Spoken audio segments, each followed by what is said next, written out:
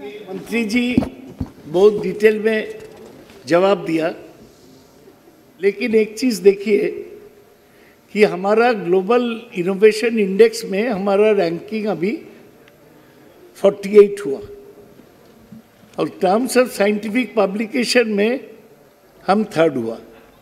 इसके मतलब क्या, हमारा बहुत पेपर पब्लिश होता, जैसे पीएचडी स्टूडेंट्स 1-2 पेपर दे देते, लेकिन वो इनोवेशन नहीं है, नया आविष्कार नहीं है, इसलिए ग्लोबल इनोवेशन इंडेक्स में हमारा नंबर नहीं बढ़ रहा है। और आप अगर देखेंगे साइंस में रुपया ये सही है कि एक नेशनल रिसर्च फाउंडेशन बना, 50,000 करोड़ उसको कॉर्पस है, लेकिन साइंस में एलोकेशन कम हो गया।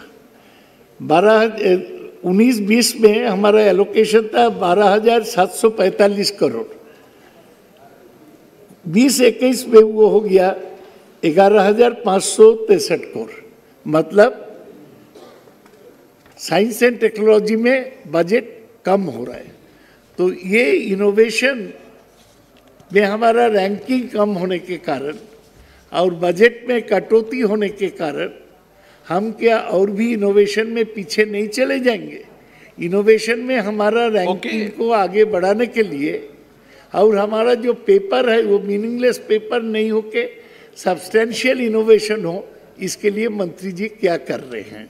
अध्यक्ष जी, मैं माननीय सदस्य को, उन्होंने मेरे अगर जो जवाब को विस्तार से पढ़ा होगा तो उनको ध्यान में आएगा कि 2015 में हमारा जो इनोवेशन इंडेक्स था उसमें हमारा रैंकिंग 81 था और 81 से 48, यानी विद इन द फर्स्ट 50 हम पूरे देश जब से आज़ाद हुए तब से आज तक सबसे पहली बार हम लोग 2020 में विद इन 50 हम लोग आए हैं। दूसरी बात, अगर आप मेरे आंसर अगर आप मेरे इनका कोई जवाब मत दो। अगर मेरे मंत्री जी, आप मेरी बात तो सुन लें, पूरी बात सुन लें। और आपने अभी जो एक्सपेंडिचर के बारे में बात किया है या इस बार के बजट के लिए, तो हमारा इस बार जो है 20% से ज़्यादा इम्प्रूवमेंट है over last years budget number 1।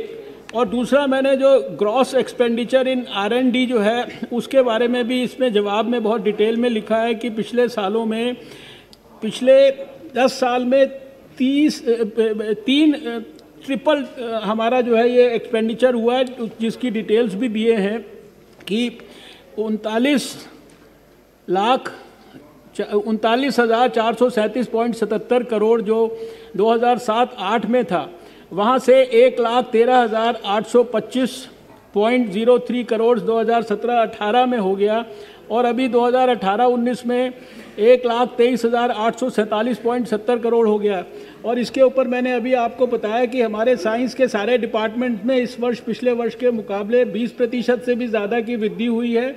National research foundation के अंदर भी मैंने कहा कि 50,000 करोड़ रुपया रखा गया है। और ओवरऑल हमारा जो साइंस और रिलेटेड सेक्टर्स में सब में सरकार की तरफ से बहुत ज़्यादा प्रोत्साहन दिया गया है। और जैसा पहले भी कहा कि स्टार्टअप्स के लिए, यंग लोगों के लिए और साइंस की प्रगति के लिए और साइंस के माध्यम से लोगों की समस्याओं का समाधान करने के लिए बहुत विस्तार से जो है साइंस के अंदर जो है योजनाएं बनाई गई हैं।